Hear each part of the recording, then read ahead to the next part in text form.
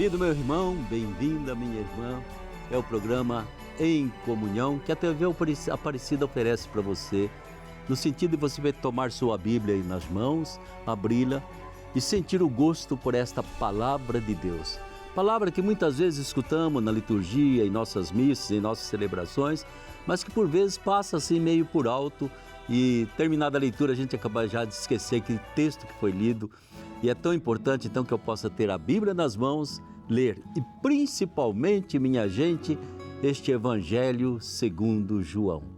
João Evangelista é aquele que mergulhou fundo nos acontecimentos de Jesus, procurou compreender e como ele teve a grande graça de ter uma vida mais longa, lá no finalzinho do século I, ele fez questão de registrar para nós não somente os fatos que já eram conhecidos pelas comunidades cristãs, mas principalmente o significado, né?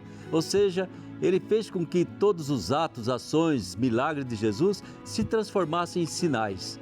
E sinal só é sinal quando tem um significado, quando a gente percebe o que é que o sinal está significando. Por isso que te chama também o Evangelho de São João de o livro dos sinais, o Evangelho dos sinais, né? E eu estou conversando aqui com o Padre Antônio Sagrado Bolgaz, doutor em Liturgia e Filosofia, professor de TESP. Bolgaz, mais uma vez, bem-vindo, meu irmão. Graças a Deus estarmos juntos na Aparecida, a Mantiqueira, como disse o professor Fiz da outra vez, naquele encontro, e junto com Nossa Senhora Aparecida, o que você quer mais? Se nós estamos com Nossa Senhora Aparecida falando de Jesus em João. Exatamente, é. Eu acho que Nossa Senhora, ela deve ter passado muito desses sinais para o discípulo João. Ela deve ter ensinado muita coisa para o João, né? Porque afinal ela conviveu com o filho durante muitos anos. Eu acho que ela ensinou o João a ler por detrás dos fatos e transformar tudo em sinais. Friso, Antônio Carlos Friso também, doutor em Teologia Bíblica, professor de TESP. Mais uma vez, seja bem-vindo, querido Friso. Grato, eu digo sempre, é bom estar aqui porque tem palavra, tem ensinamento do Papa, ensinamento dos nossos bispos. E o senhor falava de Maria, da mãe de Jesus, com certeza. No tempo de Jesus, era função das mulheres, da mãe, da matriarca, em dar aos filhos o processo de introduzir no aletramento, na alfabetização. Sim. Com certeza, então, Maria, como toda judia, né, como toda mulher do seu tempo, na tradição do seu tempo, ela ensinou o filho as primeiras letras e a partir da escritura, né? É verdade, viu? A gente não pode esquecer que Nossa Senhora era judia. E mãe judia é mãe célebre. É aquela que controla os filhos, acompanha, está perto. Viraram com São José. Exatamente. Naquele tempo, Ulisses, Padre Ulisses, naquele tempo e nos nossos tempos. Porque até hoje eu ainda rezo as orações que eu aprendi no colo da minha mãe e com meu pai. A mão que embala o berço e embala o mundo, diz o pensamento. Muito bonito. Ela é grande. Exatamente isso, né? A gente não pode esquecer que Jesus viveu numa família normal, uma família judia, e é muito importante perceber que Maria certamente o introduziu em muitas coisas. E mais tarde, quando Jesus falou, esse é o teu filho, deixou João como filho para Maria, como mãe de João, ela ensinou muita coisa para esse João. Por isso que o João tem tanta coisa maravilhosa, escreveu esse evangelho e outros escritos. Mas vamos tomar de imediato um versículo. Esse versículo também do capítulo 1 de São João, versículo de 29 a 31. Aí está o Cordeiro de Deus que tira o pecado do mundo. É dele que eu disse: depois de mim vem um homem que passou à minha frente, pois já existia antes de mim. Eu não o conhecia, mas foi para que ele fosse manifestado a Israel que eu vim batizar com água. E aí então, querido Padre Friso, eis o Cordeiro de Deus que tira o pecado do mundo. Como que repercute esse texto de João aí no seu conhecimento bíblico? Interessante perceber que João não é o Messias. Não é? João não é o Messias. E o João Batista, eu estou falando, o João Batista não é o Messias. E João faz questão de apresentar isso no texto, não é? Porque muitas vezes Jesus foi confundido como um profeta, não é? Sim. E João está dizendo, eu vim preparar os caminhos, eu vos batizo na água, depois de mim vem ele, que é mais do que eu, e é o Cordeiro que tira o pecado do mundo. Que Cordeiro é esse? Vamos lá. Toda a família judia, ainda hoje, celebra a Páscoa, como nós celebramos. E a Páscoa é o Cordeiro que é apresentado para todo mundo comer, não é? E João está dizendo, olha, o Cordeiro que tira o pecado deste mundo, a cobiça, a desigualdade, a ingratidão, o desejo de guerra, violência, de mentira, de fratricídio, isso é, irmão que mata irmão, como estamos vendo agora na Ucrânia e na Rússia, o ponto de recomeçar é Jesus de Nazaré. Então, acho muito bonito nesse capítulo 1, versículos 29 a 31, João dizer isso, não é? Olha, eu vim preparar a chegada do Cordeiro, do Messias, que é Jesus, que vem, seguirá sua missão, batizando no Espírito e ensinando, fazendo milagres e dando a sua vida, né, testemunhando o projeto de Deus em Jerusalém. Sim. E para você, Bolgaz, esse texto que foi citado agora do início do programa, como que ecoa no seu coração? Veja, Padre Ulisses, eu vou dar uma explicação a partir da sistemática, né? Porque o meu rival da Bíblia, o Friso, já deu uma explicação bíblica, né? E vocês sabem que os sistemáticos da liturgia ou da patrística são inimigos naturais dos biblistas, mas eles dão motivo, dão sentido para tudo que nós falamos. Sem os biblistas a gente não existe. Mas eu queria entender, Padre Ulisses, querido Friso, eu queria entender o significado desse cordeiro, o significado impressionante desta imagem. Todos os povos, todas as religiões, todos os grupos religiosos, os grupos humanos, têm símbolos e tem animais ou plantas que são benditas ou malditas, puros ou impuros. Ora, no judaísmo, o animal por excelência, entre outros também os pombos, também outros animais, mas o animal por excelência da santidade, da grandeza, da beleza, este animal é o cordeiro. Então, quando nós nos colocamos a falar do cordeiro, nós estamos falando de um animal extremamente significativo. A salvação em Israel vem de Deus, vem de Javé, mas ela é simbolizada na mediação de um animal muito escolhido, muito bem escolhido, que é o cordeiro. É a carne do cordeiro que se come. É o sangue do cordeiro que se asperge. A carne do cordeiro que se come, o início da última ceia. O sangue do cordeiro que se asperge, o final da ceia, onde nós celebramos. Eu lamento muito, muito, muito, eu lamento, não condeno ninguém, eu me condeno também, se fosse o caso, que nós não demos comunhão sobre as duas espécies para o povo.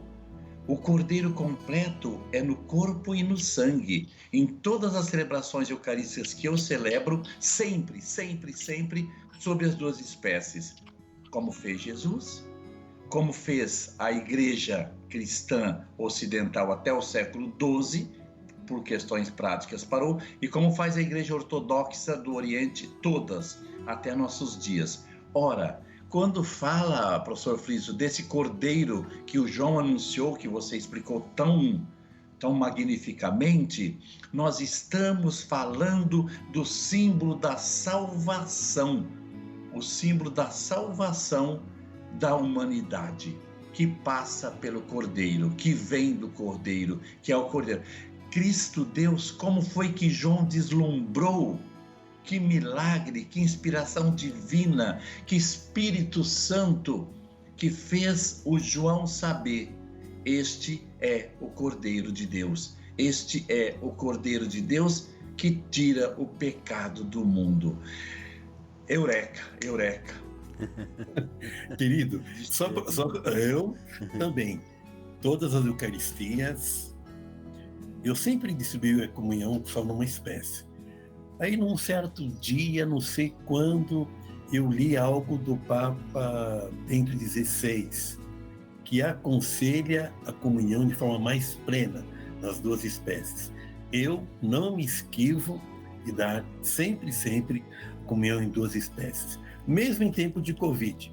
Tá a patena, você pega, todo mundo recebeu álcool em gel, pega o pão, molha no vinho e comunga. Corpo e sangue do Cristo. Certo. É isso que nós temos que fazer também. Eu creio, só para me justificando, hein, Bogaça?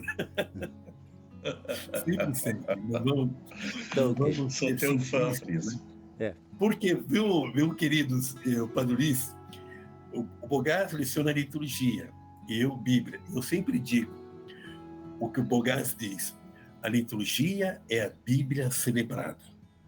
Repitam comigo. A liturgia é a Bíblia celebrada. Não podemos ser negligentes na liturgia. Exatamente. Quanto mais consciente, participativa, ativa e frutuosa for a Eucaristia, estaremos antecipando a vinda do Reino de Deus. Sinais de fraternidade, de perdão, de justiça, de empolgação. Mas voltando à Bíblia, eu creio que João toma o Cordeiro a partir do livro do profeta Isaías, do Cântico do Servo. E o primeiro cântico está em Isaías 42. Vou ler um pedacinho, só um pouquinho. Veja o meu servo, a quem eu sustento. Ele é meu escolhido, nele tenho o meu agrado. Eu coloquei sobre ele meu espírito, para que promova o direito entre as nações. Ele não gritará, nem clamará, nem fará ouvir sua voz na praça. Não quebrará a cana rachada, nem apagará o pavio que ainda fumega. Promoverá fielmente o direito. Quem é esse animal que é usado? Quando se mata uma ovelha para o sacrifício, ela nem berra. Ela fica ali debaixo do pastor, né? Ele com o material, com o facão, com a faca, para degolá-la, ela silenciosamente. Então eu creio que João está inspirando-se no cântico do servo sofredor do profeta Isaías. Certamente. Porque a ovelha, sim, é um animal nobre, tudo se aproveita da ovelha, até mesmo o chifre e os cascos, nada se perde, não é? E era um animal que produzia também o pergaminho para se escrever. Não é?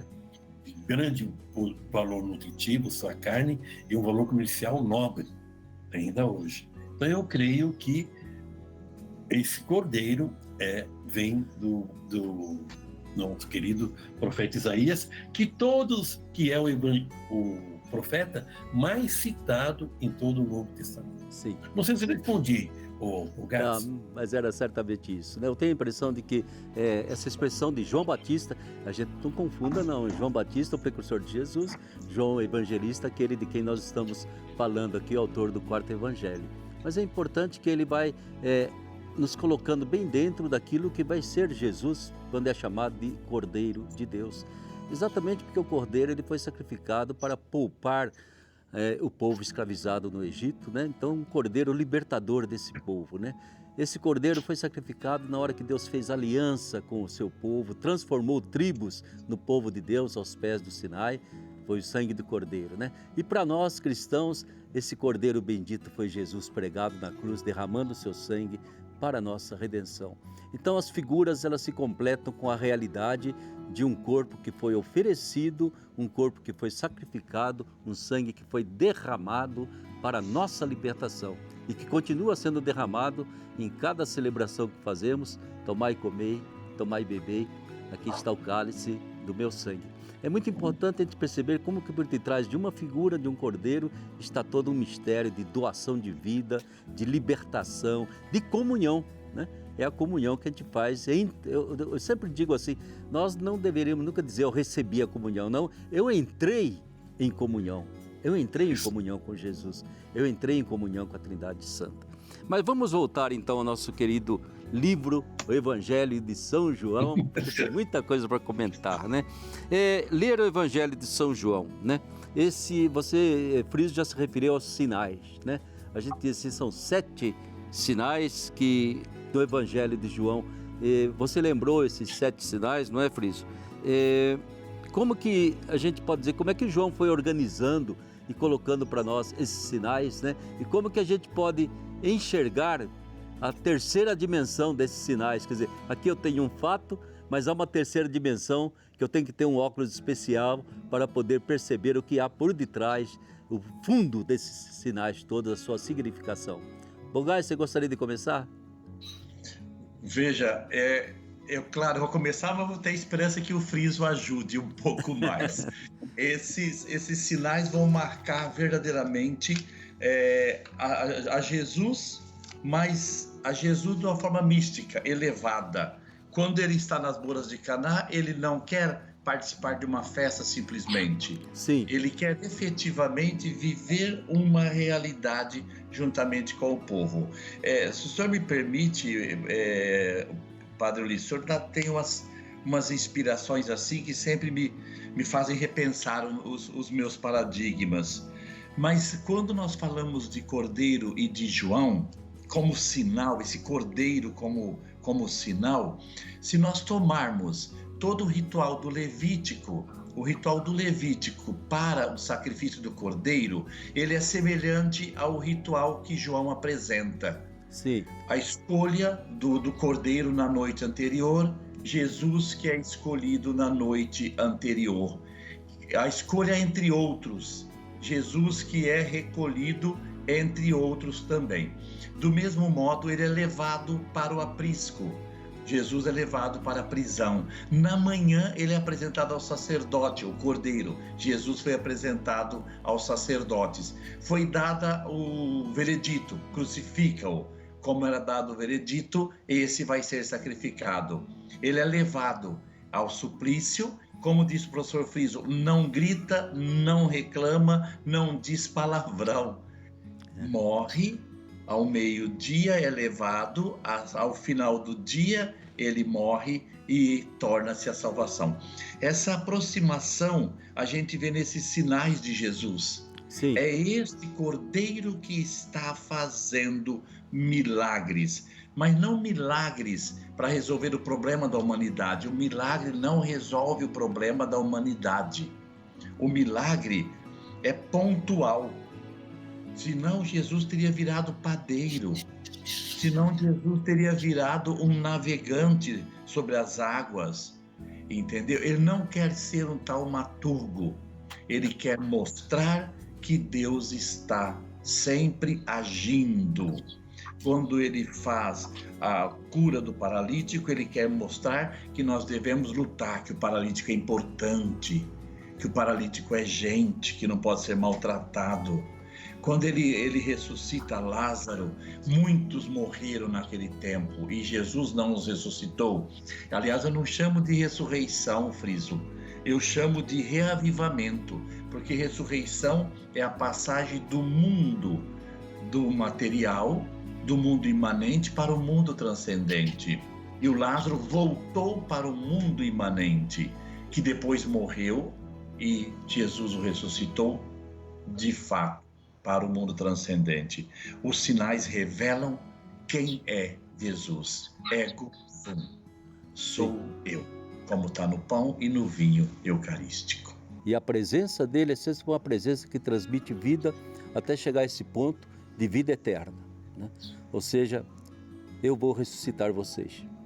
Então, essa presença de Jesus, seja através de sinais, seja através da sua palavra, né, é sempre vida, né? Jesus nunca está contente com sinais de morte, né? Nunca está feliz com isso. Ele chega para trazer vida e só mesmo quando ele é rejeitado que ele não pode transmitir vida. Caso contrário, eu digo assim, quase que naturalmente a presença dele é vida. Por isso que a tradução que se faz do prólogo de João, e o verbo se fez carne e habitou no meio de nós, eu nunca gosto disso, porque eu acho que ele habitou em nós, ele penetrou a nossa natureza, né? Ele entrou lá no âmago do ser humano, né? Ele não está só no meio, mais do que no meio, ele está dentro da natureza humana e provocando vida o tempo todo. Eu perdoo, eu ressuscito, eu curo, né? E uma das sinais que eu mais gosto, até gostaria que vocês comentassem, é o cego de nascença. Como é que vai se fazendo luz na vida desse cego? Quem de vocês gostaria de comentar esse sinal tão bonito? Acho que é capítulo 9 de São João, né? O cego de nascença, para mim, é uma das páginas bonitas do Evangelho de João. Como que você lê liturgicamente, Bogaça, esse texto do cego?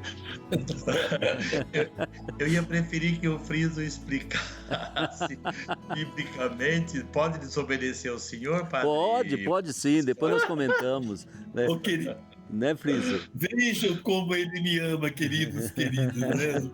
Do programa em comunhão. Não, é o que eu falava. Todos os 7 sinais são do não Sim. para sim. Das trevas para a luz. Olha como João é fino. Toda a palavra tem que ser bem entendida. Olha que beleza. Olha que introdução bonita.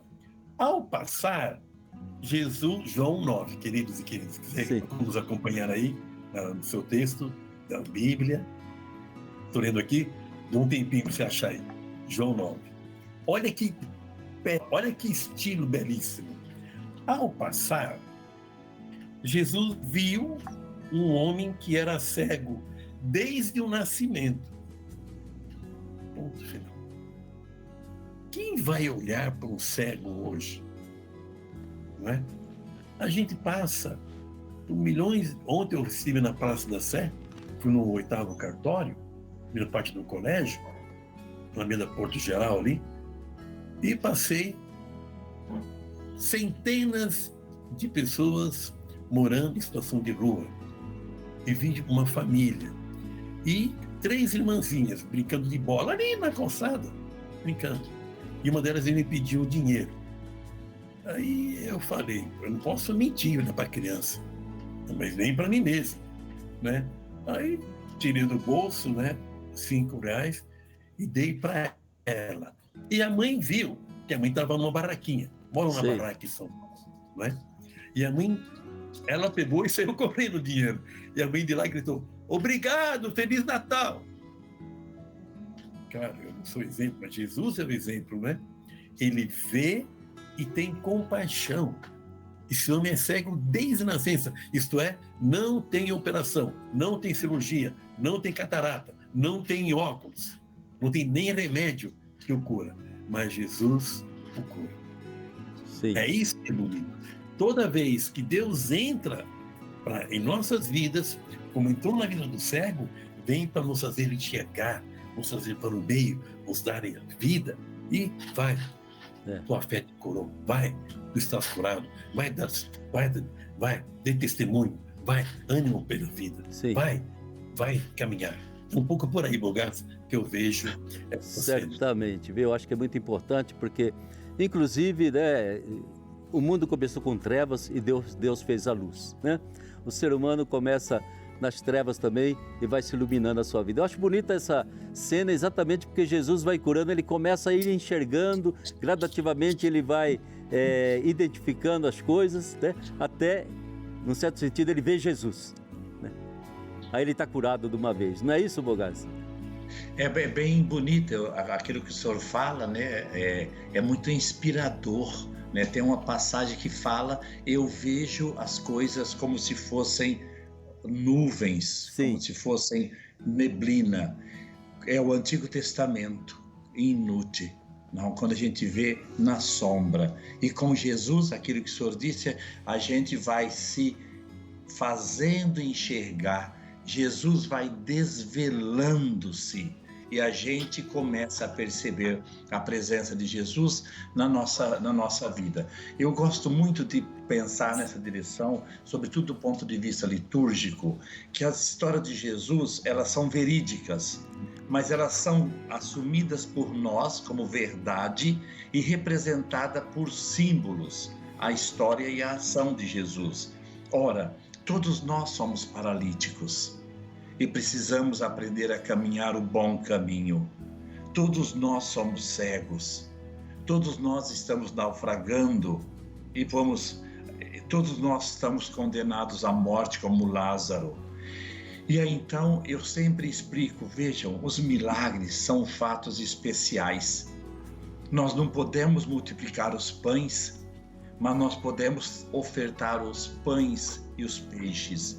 Nós não podemos curar um paralítico, mas nós podemos fazer como fez Dom Orione, que foi criar uma casa para ajudar os paralíticos. Nós não podemos curar os cegos de nascença, mas nós podemos ajudar uma pessoa a atravessar a rua, socorrer, criar uma instituição, ajudar, fazer algo. A gente não multiplica pães, a gente partilha pães. A gente tem que entender isso. E depois a cegueira espiritual. Jesus não está, ele está em nós, ele mora em nós, como o padre Ulisses nos diz, né, Friso? Então, essa cegueira nós precisamos arrancar, nós precisamos fazer uma cirurgia de catarata espiritual. Nós não estamos vendo as pessoas sofrendo, nós não estamos vendo as estruturas irracionais, mesmo diabólicas da nossa sociedade. Nós nos acostumamos com as favelas, com a pobreza, com as filas dos hospitais. Nós precisamos desabituar de achar que o mal é natural, que é normal. Não é normal. Não é normal uma pessoa ficar na fila de um hospital. Só um cego não vê isso. E o pior cego é o cego da alma. A falta de fé é a cegueira da alma. Que pena eu tenho dos cegos, que eu não seja cego, que eu veja, Senhor. E há sempre algo de cegueira em nós. Há sempre algo de cegueira em nossa igreja, em nossas comunidades, né? Ou seja, esse milagre de Jesus não é só para aquele cego de nascença, não, é para todos nós. Que a gente consiga enxergar o que o cego de nascença enxergou Jesus. E é isso que é o mais bonito da nossa fé, quando nós conseguimos enxergar Jesus em todo ser humano, desde o mais pecador até o mais santo. Eu consigo vislumbrar um Cristo crucificado, um Cristo ressuscitado, eu consigo perceber. E aí pode despertar em mim o amor, a compaixão, o gesto de bondade, o perder tempo com alguém que talvez não tenha nenhuma significação para mim, porque eu enxergo Jesus. Essa cura de Jesus é tão importante. Nós ainda estamos vendo, como diz o Padre Bogart, nuvens, árvores, objetos, coisas, e muitas vezes não enxergamos a pessoa. E mais ainda não enxergamos que Jesus está presente nessas pessoas. E a gente estamos encerrando novamente o nosso tempo. Nós vamos voltar ainda ao Evangelho de São João, porque tanto o Padre Bogast como o Padre Friso ainda tem muito chão para que a gente possa chegar a ver esse Jesus ressuscitado e esse Jesus, não é mesmo, caminhando conosco ao longo de toda a nossa vida. Mais uma vez, Padre Friso, muito obrigado pela sua presença. Um ano abençoado para você. Obrigado. Tá aí, Padre Bogast, também a você, muito obrigado pela sua contribuição, pela sua presença, pela simpatia e por poder partilhar com a gente até certos sonhos que nós temos para a nossa vida cristã, para as nossas liturgias, nossas celebrações e para o nosso jeito de ler a Santa Bíblia. Você vai ver que então, quando você escutar essas leituras sendo proclamadas na sua comunidade, elas vão soar de uma forma muito mais bonita para você. Tenha a Bíblia nas suas mãos, não esqueça de abrir essa Bíblia todos os dias, reze com ela sempre, e é através da Palavra de Deus que nós teremos essa encarnação do Verbo dentro das nossas vidas. Até a próxima semana, se Deus quiser.